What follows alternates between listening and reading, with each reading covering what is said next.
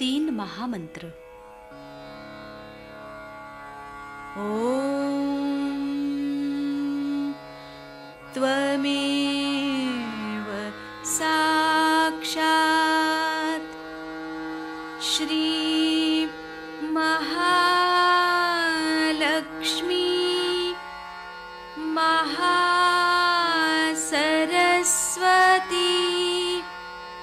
महाकाली त्रिगुणात्मिका कुंडलिनी साक्षात् श्री आदिशक्ति माताजी श्री निर्मला देव्यै नमो नमः। ॐ त्वमेव साक्षात् श्री कल्की साक्षात् श्री आदिशक्ति माताजी श्री निर्मला देव्यै नमो नमः। ॐ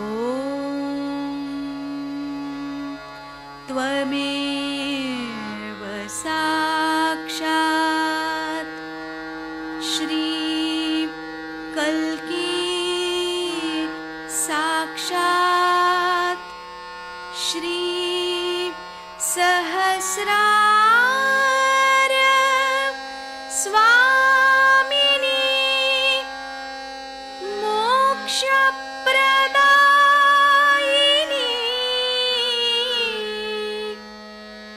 माताजी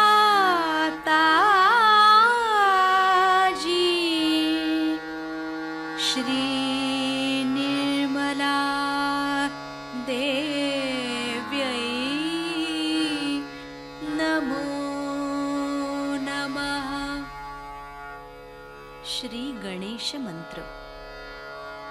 ओम त्वमेव साक्षात् श्री गणेश साक्षात् श्री आदिशक्ति माताजी श्री निर्मला देव्यै नमो नमः।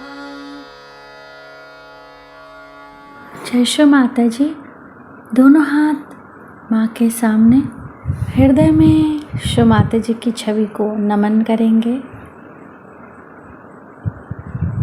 संपूर्ण चित्त बीचों बीच हृदय में माँ की छवि को अपने हृदय में स्थिर करते हुए परम पूजनीय श्री माता जी कृपा करके हम सभी के हृदय को अपने प्रेम के योग्य बनाइए। श्री माता जी हम सभी आपसे बहुत प्रेम करते हैं, हम सभी के हृदय में आइए। हृदय में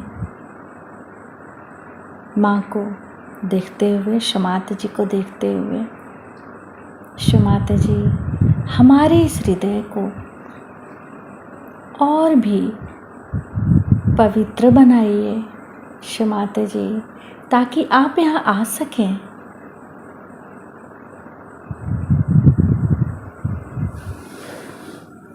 धीरे धीरे अपने संपूर्ण चित्त को दोनों हाथों पे, एक एक अंगुलियों पे, श्री माता जी हम सबको क्षमा कर दीजिए, हम सभी अज्ञानी हैं।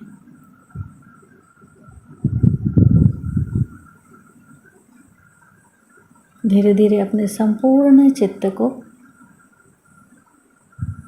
लेफ्ट नाभि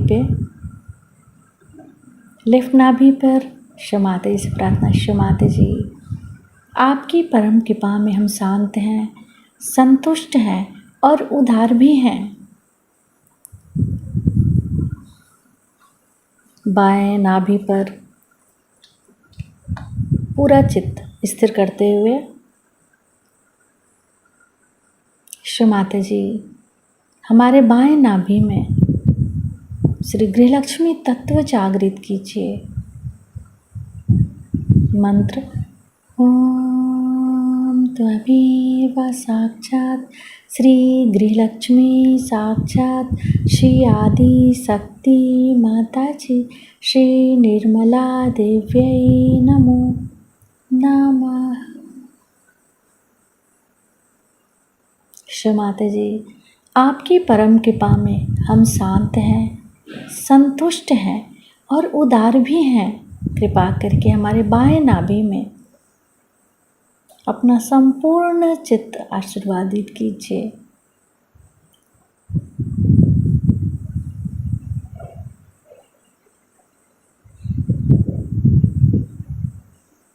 बाएं नाभि पर ही अपने संपूर्ण चित्त को रखते हुए क्लॉकवाइज घुमाएंगे चित्त को।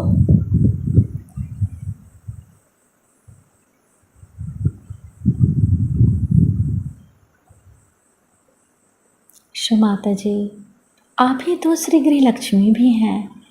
कृपा करके हमारे बाएं नाभि में जागृत हो जाइए। धीरे धीरे अपने संपूर्ण चित्त राइट हार्ट पे, फिर लेफ्ट गुसुद्धि,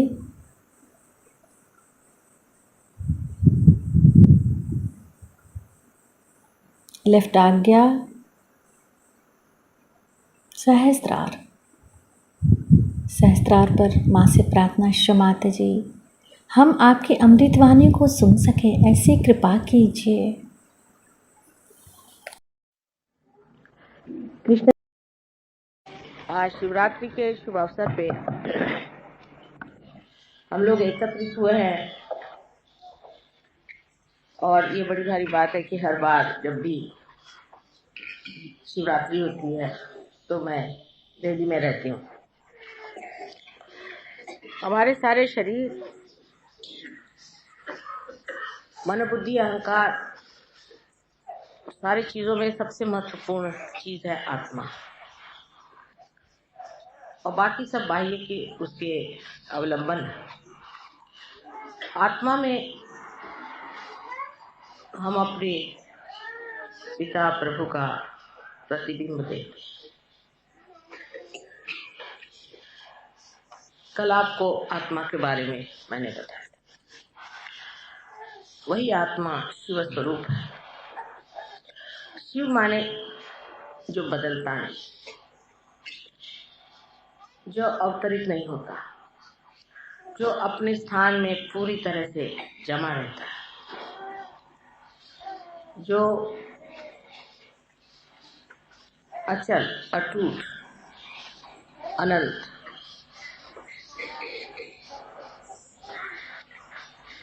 ऐसा वर्णित है। उस शिव की आज हम अपने अंदर पूजा कर रहे हैं। वो हमारे अंदर प्रतिबिंबित है। कुंडलिनी के जागरण से हमने उसे जाना है और उसका प्रकाश जितना जितना प्रज्वलित होगा उतना हमारा चित्त भी प्रकाशमय होता है।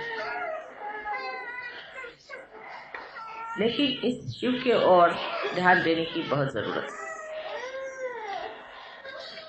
शिव के प्रति पूर्णतया उन्मुख होने के लिए, उस तरफ अपने को पूरी तरह से ले जाने के लिए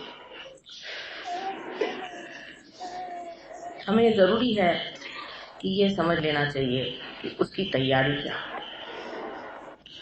जैसे एक कंदील में आपने जोत बांट दी, लेकिन कंदील योग्य न हुआ कि उस ज्योत को अपने अंदर संभाले,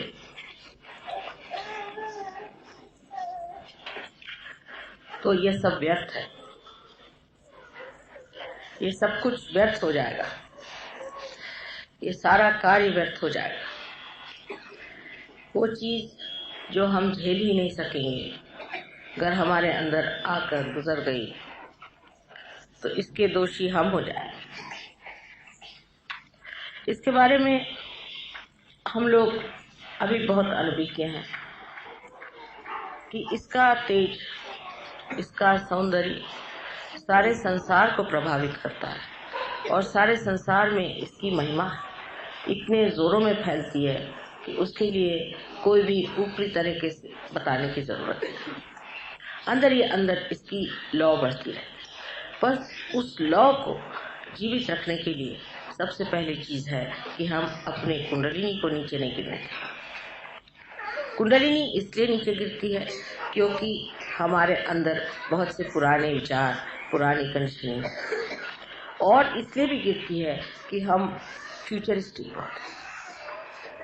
जैसे हम अपने दिल्ली का विचार करें तो दिल्ली में कुछ लोग तो बहुत पुराने विचार के, पुराने व्यवस्था के अनुसार रहते रहे। उनके अंदर ऐसी ऐसी भावनाएं बनी हुई हैं कि जिनको निकालना भी बहुत मुश्किल है, क्योंकि वो धर्म के ही नाम पर ये सब चीजें सीखे कि यही धर्म है, इसी में रहना चाहिए, यही सत्य है, यही सब कुछ हमें परमात्मा की ओर ले जाए। ऐसे जो लोग विश्वास लेके चले हैं उनकी भी कुंडलिनी बहुत देर ऊपर नहीं ठहर पाती, वो फिर खिंच जाती है लेफ्ट साइड।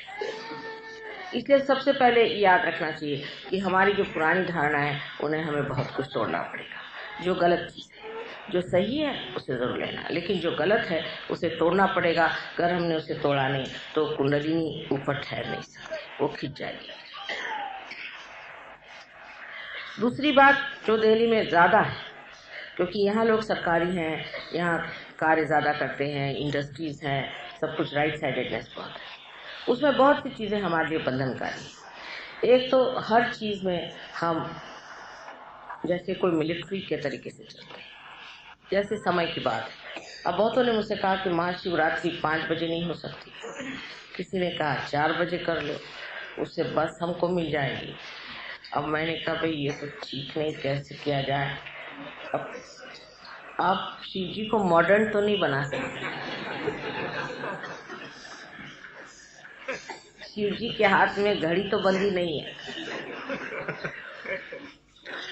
तो इस तरह से सबने हमसे कहा कि माँ किसी तरह से आप जो है आप ऐसा करें कि हमारी जो समस्या है वो सुलझ जाए। तो मैंने कहा कि क्या समस्या है? कहने लगे कि हमारी बस जो है वो टाइम से नहीं आएगी, तो आप ऐसा तो कर दीजिए कि बस टाइम से आ जाए, रात को 12 बजे आ जाए।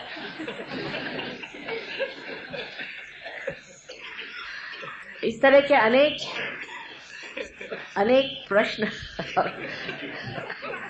इस तरह की बातें, ये बहुत उछली बात है, बहुत उछली। आपने अभी तक किया ही क्या है धर्म के लिए? शिव को प्राप्त करने के लिए पार्वती जी ने कितने वर्षों तक तप किया था। पार्वती जी ने, जो स्वयं साक्षात आदिशक्ति, आपने कौन सा तप किया, कौन सी मेहनत उठाई? एक रात की चलो सही जागरण ही हो जाए शिव जी के नाम पर। आपने ऐसा कौन सा त्याग किया है शिव जी के नाम पर, या कौन सी विशेष आपने कार्य प्रणाली ली है कि जिससे आप चाहते हैं कि शिवरात्रि भी बदल जाए? जो चीज अटूट है उसको दिन में कैसे माना जाएगा, ये मेरी समझ में नहीं आ रहा था। तो मैंने कहा किसी तरह से सो जाए, तब तो कोई जगाएगा नहीं शिव जी। लेकिन समझने की बात है कि हम लोग इतने उछले ढंग से परमात्मा को जानने की कोशिश करते हैं, ये बड़ी गहन चीज है। आपको पार तो करा दी। जैसे बड़े बड़े कुछ पहुंचे हुए लोग हमसे मिले तो हमसे कहने, माँ आपने इनको क्यों पार करा? हमको तो हजारों वर्ष लगे, मेहनत की, कितने जन्मों से हमने मेहनत की, तब के हमें वाइब्रेशन फूटे और आपने इनको ऐसी पार करा दिया। ऐसा क्यों किया? हमने कहा भाई समय आ गया है, ऐसा समय है इस वक्त बहुतों को पार कर। लेकिन इसका मतलब ये नहीं कि आप लोग उदासीन तरीके से इसकी ओर देखें और अपनी साधना ऐसी कर दें कि जो बिल्कुल ही निम्न स्तर की। और इसी पर मैं आज आपसे कहना चाहती हूँ, दिल्ली में खास कर मैं एक चीज देखती हूँ कि लोगों में साधना बहुत कम है। ध्यान कैसे करना चाहिए, ध्यान में कैसे बैठना चाहिए, ध्यान का कार्य कैसा होना चाहिए, ये सब जानने के प्रति बहुत कम लोग रहते हैं। ज्यादातर मेरी बीवी ठीक हो जाए, मेरा लड़का ठीक हो जाए, मेरी लड़की की शादी हो जाए, लड़की की शादी हो जाए और मेरा घर बन जाए, और अगर ज्यादा से ज्यादा कि एक आश्रम बन जाए। हम अपने अंदर अगर शिव को जागरूक रखना चाहते हैं तो पहले हमें आश्रम बनना चाहिए। उसके लिए तपस्या होती है, उसके लिए मेहनत होती है। बगैर मेहनत के कार्य नहीं होता। बगैर मेहनत के मैंने आपकी कुंडलिनी नहीं जगाई, ये समझ लेना चाहिए। कहने को तो ठीक है कि स्वभाव है, स्वभाव तो हजारों वर्षों से रहा है, लेकिन कुंडलिनी जो जगाई है बड़ी मेहनत की, मैंने भी बड़ी तपस्या की। उस मेहनत की वजह से ही आज आप हजारों के तादाद में पार हो रहे हैं। और उतना ही नहीं, अब भी बहुत मेहनत करती हूँ, बहुत मेहनत करती हूँ। इतनी मेहनत करती हूँ कि कभी कभी लोग घबरा जाते हैं। लेकिन आप लोगों के लिए मैं देखती हूँ कि मैं साल में 2-3 दिन के आती हूँ, उस दिन भी आप यही कहते हैं कि माँ 4 बजे आप शिवरात्रि करिए। कुछ भी अपने अंदर डिसिप्लिन नहीं होगी। हम अपने शरीर को जब तक इसमें जीतेंगे नहीं, तब तक इसमें मंदिर कैसे बनेगा।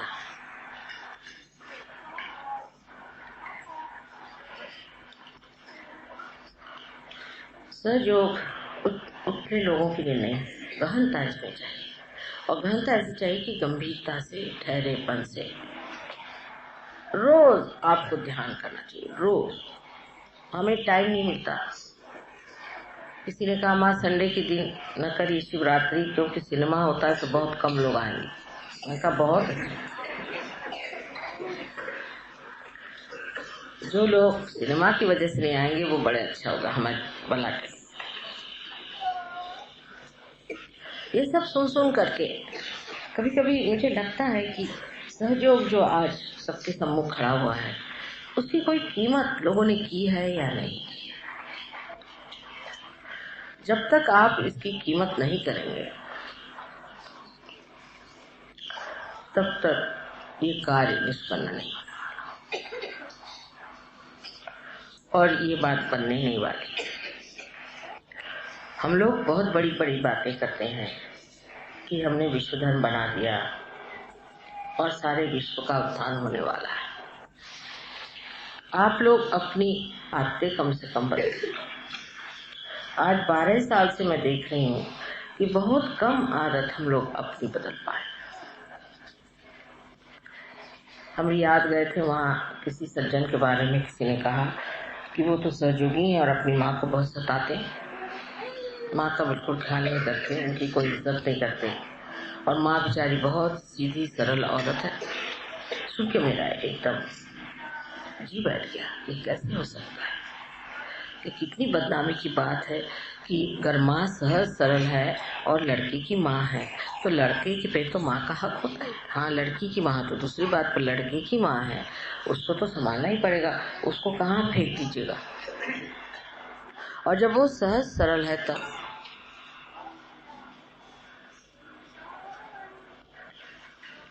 जब उसकी इतनी सी भी छोटी सी भी त्रुटि होती है तो दुनिया उसे देखती है। सहयोगी जरा सी भी गलती होती है उसे दुनिया देखती है।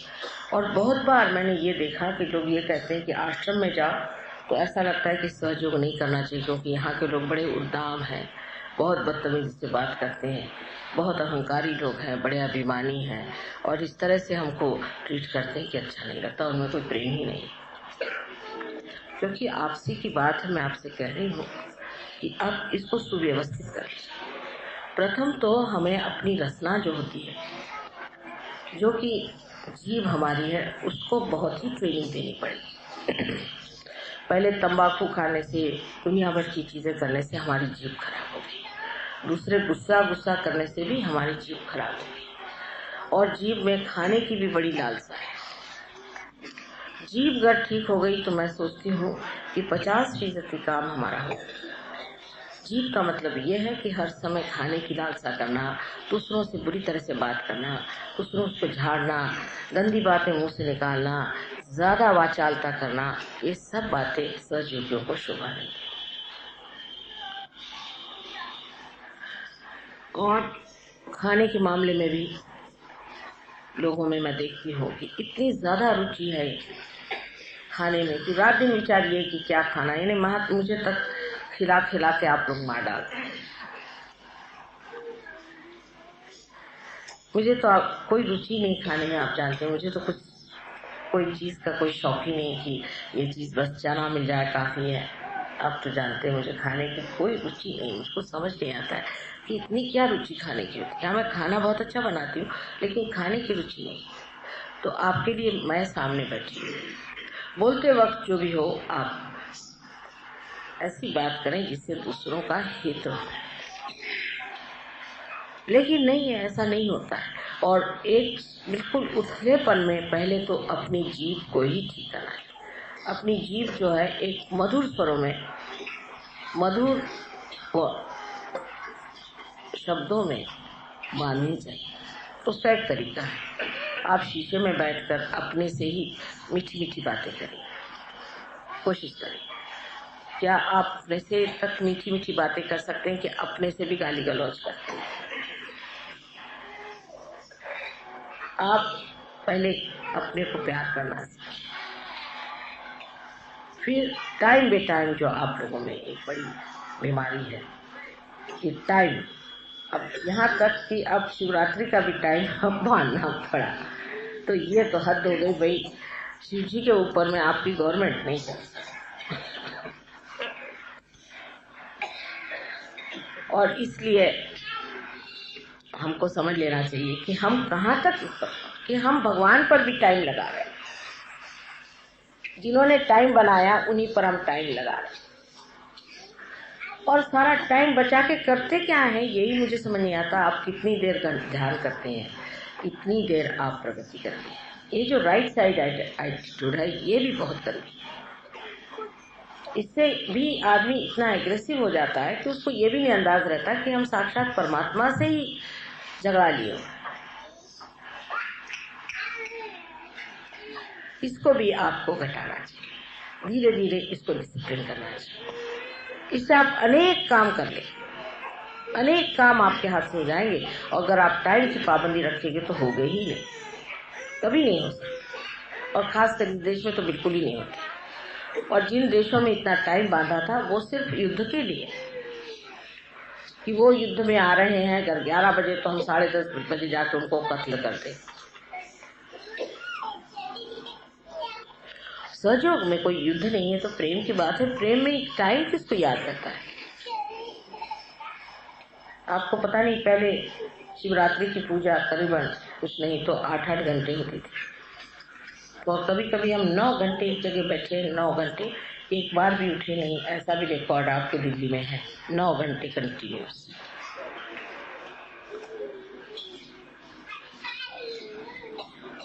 इसलिए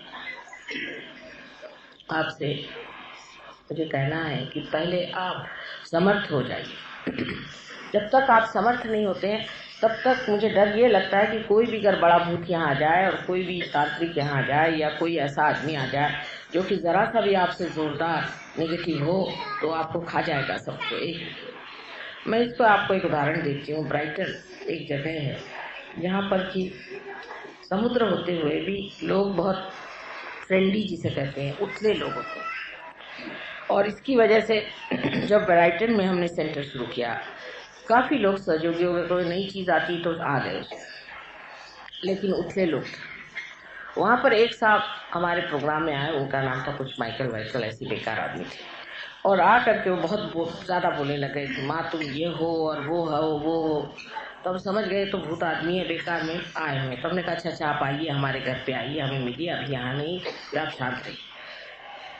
उसके बाद में वो आए नहीं घर वर पे कुछ। उन्होंने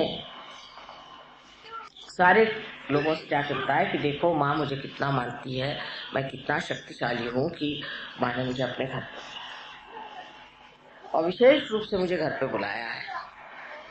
तो सब लोग उससे अभिभूत हो, और इस कदर अभिभूत हो गए कि वो दूसरी कोई बात सुनने को ही तैयार थे। एक वहां पर साहब थे, उन्होंने कहा कि नहीं भाई ये तो कुछ अजीब ही आदमी लगता है, तुम माँ से तो जाके पूछ लो। तो कहले माँ तो अभी इंडिया में है, जब माँ आएगी तब पूछेंगे, वैसे ये है बहुत अच्छा। उसने कहा कि सबको आपस में प्यार करना चाहिए, दुलार करना चाहिए, और खूब आपस में घंटों बातें करें, और इधर उधर की औरतों से दोस्ती और सब शुरू हो गया, और उसको वो लोग मोहब्बत कहने लगे। करते करते जब हम वापस लौटे तो एकदम से मुझे लगा कि ब्राइटन में हो क्या रहा है, पता करें। तो मैंने खबर करी, वहां पर एक थे उनको, तो वो आए, उनका माँ यहाँ क्या हो रहा है, आदमी आया हुआ है, उसके सब इसमें फंसे हुए। तो मैंने फौरन फोन करके वहां से एक जो लेडी थी जो उनके संचालन करती थी, उसको खबर करी कि तुम यहाँ आओ। उनसे मैंने बताया कि ये आदमी एकदम झूठा है, गलत है, और इसके चक्कर में नहीं माँ वो तो प्यार है, वो तो फलाना है। उससे तो हमसे कहा कि माँ का जीवन अब कुछ रहा नहीं है ज़्यादा दिन, मैं ही उनकी जगह आया हूँ, और सब बातों में मैं विश्वास करती हूँ। मैं कहा अच्छा ऐसा कहता है। मैंने कहा बिल्कुल आप इसे छोड़ दीजिए, इसकी कोई ज़रूरत, अब तो मैं जीवित हूँ आपके सामने, आप मेहरबानी से इसे छोड़ दीजिए, और इसको आप पूरी तरह से कह दीजिए कि आप चले जाए। लेकिन वो चक्कर ऐसा चल पड़ा कि उसको छोड़ ना पाए। वो वापस गई तो भी वही चक्कर चलता पड़ा। अंत में फिर तुम तो जानते हो तुम्हारी माँ योग माया है, हमने अपना चक्कर चलाया तो वो एक रात एक औरत को लेकर उन लोगों का सबका सामान उठा करके मार दिया, तब इनकी खोपड़ी थी। पर अब भी वो जो औरत थी जो उसने सारा ऑर्गेनाइज किया था, इतना महत्व किया था, अब भी वो सहयोग में जम नहीं पाई। अब सहयोग से निकल ही गई। हमने कहा तुम आया ना।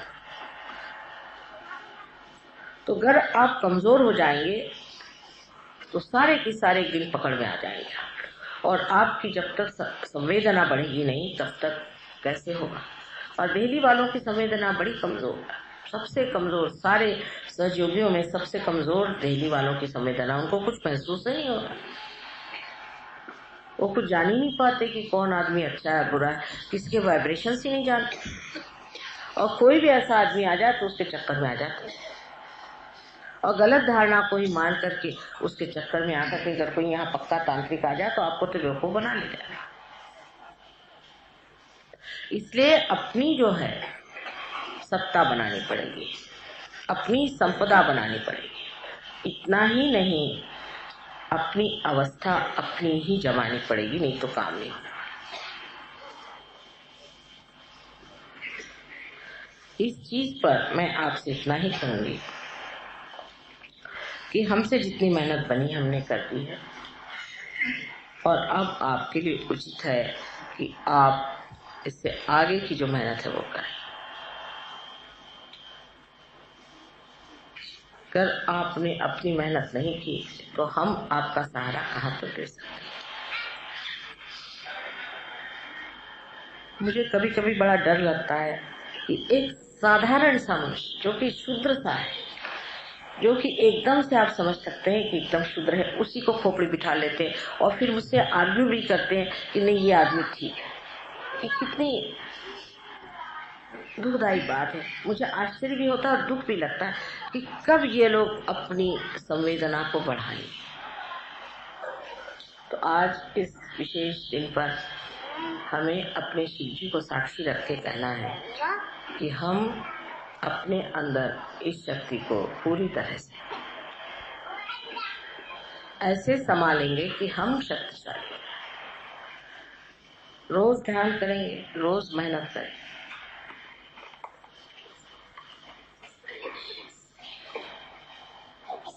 अगर ये वचन हो जाए तो मेरे ख्याल से किसी की मजाल नहीं कि आपके ऊपर हाथ चलाए या आपको परेशान करे।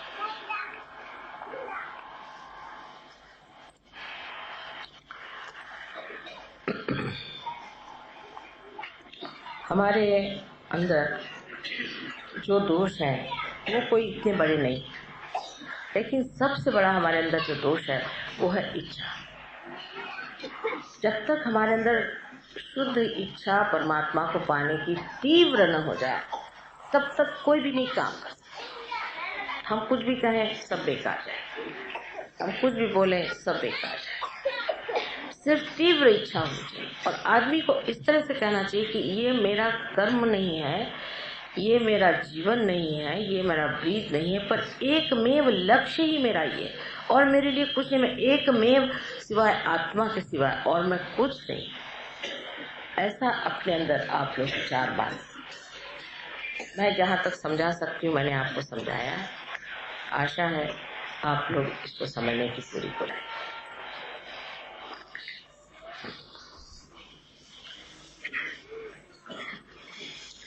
अब हम लोग सबसे पहले श्री गणेश का पूजन करें। श्री गणेश का पूजन बहुत थोड़ा सा करने का है, ज़्यादा देर नहीं।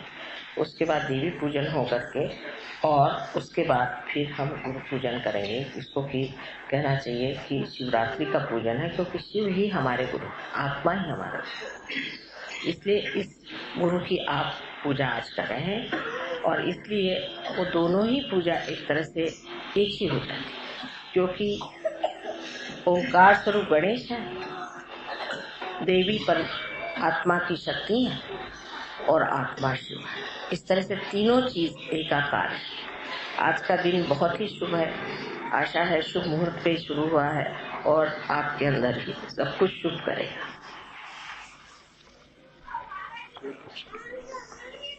शिव जी के पूजन में सभी चीज गर्म इस्तेमाल होती है अधिकतर, और उसके बाद ठंडाई दी जाती है।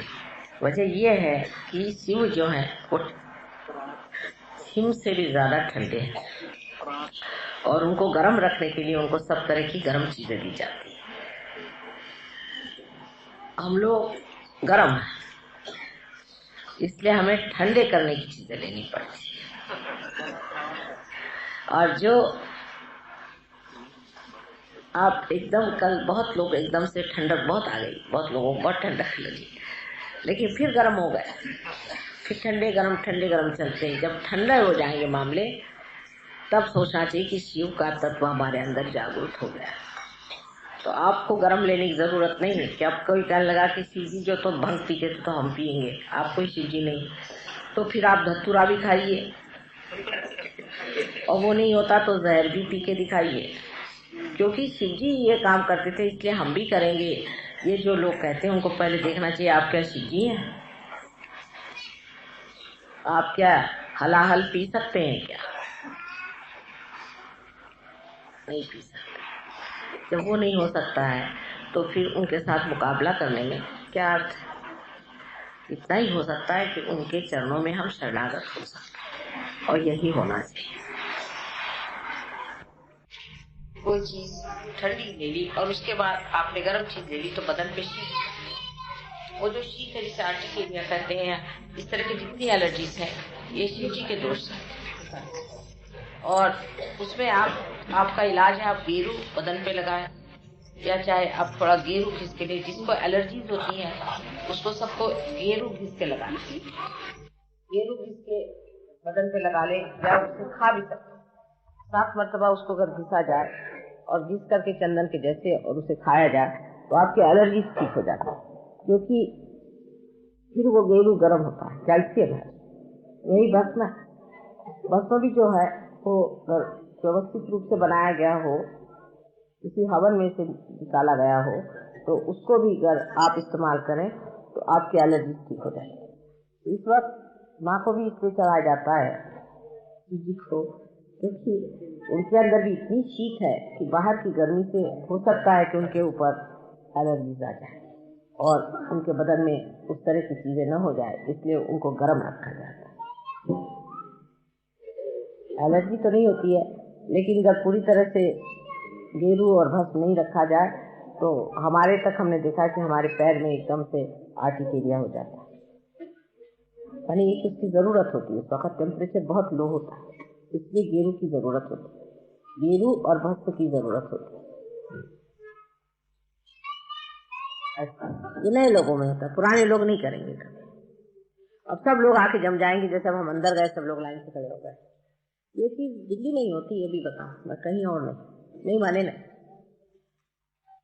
क्योंकि जो चीज हम कहते हैं बड़ा गहरा अर्थ होता है। मैं नहीं चाहती कि आप पे गणों का परिणाम आ जाए। एक बार हम अहमदाबाद गए, वहां पर किसी घर ठहरे, तो हमने उनसे कहा कि देखो हम जा रहे हैं, लेकिन हमारे पलंग पे 3 दिन किसी को सोने मत दे।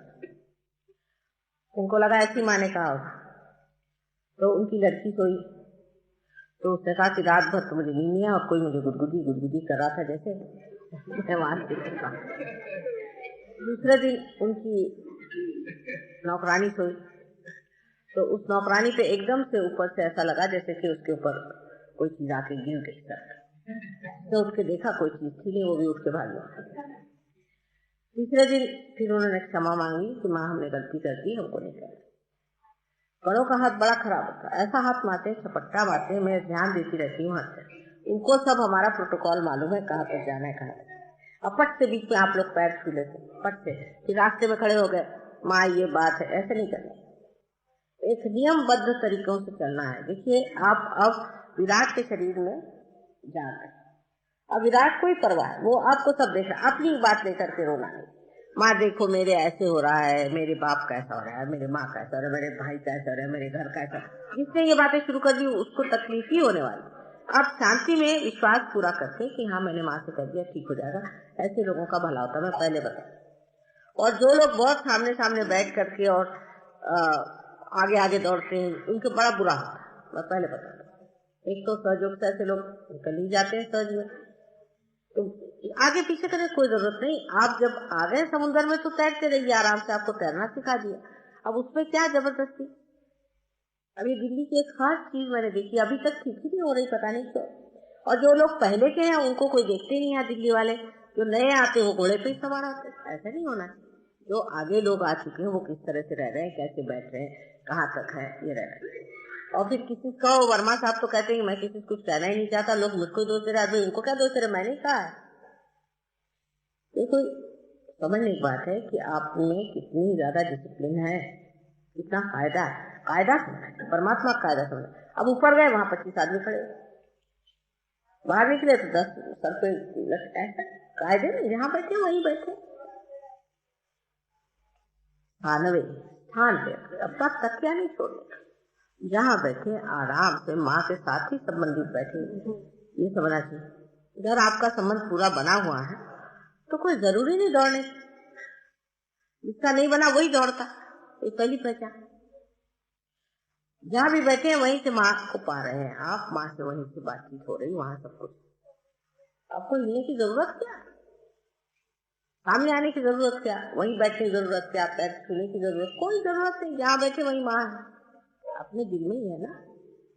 ये जरा गहराई आनी चाहिए, उससे बड़ा सुशोभित लगता है। अब तो हम देहात में भी जाते हैं, वहां भी लोगों की इसकी समझ है, प्रोटोकॉल है। एक तो उत्तर हिंदुस्तान में धर्म के बारे में, देवताओं के बारे में, गणों के बारे में, गंधर्वों के बारे में कुछ मालूमात ही नहीं। एकदम हम लोग तो एकदम इधर के रहे उधर के रहे। मुसलमानों को उनके धर्म के बारे में कुछ तो मालूम होगा, हमको तो वो भी मालूम नहीं है। कुछ तो जानना चाहिए ना कि क्या चीज है, गण क्या होते हैं। माँ एक फूल दे दो हमको।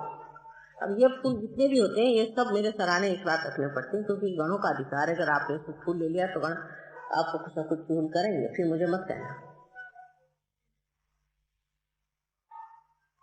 इसलिए माँ मुझे बिंदी लगा दी, मैं कोई पुजारी थोड़ी बैठी हूँ आपको सबको बिंदी लगा दी। अगर किसी का आज्ञा मैंने घुमा दिया तो माँ अपना भी माथा लेकर के सामने खड़े। बचपन जहाँ बैठे हैं वहीं पाने की एक अपनी सिद्धता, अपनी एक ताकत, अपनी एक समझ बना लेना चाहिए। कहीं भी आप रहे हमारा चित्त वहां लगा, कहीं भी आप रहे, लेकिन पहले हमसे कनेक्शन तो पूरा जम जाए। कहीं भी कोई हमें बताने की जरूरत नहीं, कुछ हमें सब के बारे में सब कुछ मालूम रहता है, लेकिन अगर आपसे हमारा कनेक्शन नहीं है तो बेकार। पहले अपना कनेक्शन जोड़िए। इससे जो नए लोग होते हैं ज्यादा दौड़ते, पुरानों को देखिए ये कैसे जगह बैठे, इनको नहीं, माँ चली गई ऊपर बैठे जहाँ के तहाँ पे ध्यान कर, है ना। अब आज से समझना चाहिए कि जो भी बात कही जाती मानना चाहिए। अगर वर्मा साहब कोई बात है उसका बुरा मानना मतलब बिल्कुल पागलपन है सर। उनको तो मैं ही सब कहती हूँ जो वो कहते हैं, वो कोई अपने मन से थोड़ी बेचारे कहते हैं।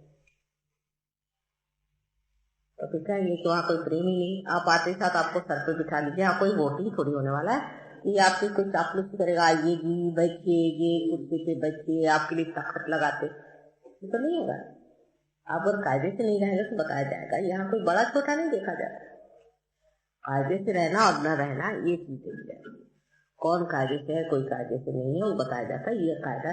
तो फिर अगर परमात्मा के साम्राज्य में आए तो वहां का कायदा भी समझना चाहिए। और सबसे ज्यादा उसी जगह मदद होती जहाँ लोग नम्रता पूर्वक सर्व स्वीकार्य करते। अगर आप शक्ति को स्वीकार ही नहीं करेगा तो शक्ति कार्य कैसे करेगी? सीधा है। यहाँ पर बहुत से लोग ऐसे हैं जो पुराने हैं, जो जानते हैं तो जो क्या है, आप उसको प्यार से समझिए बात क्या है।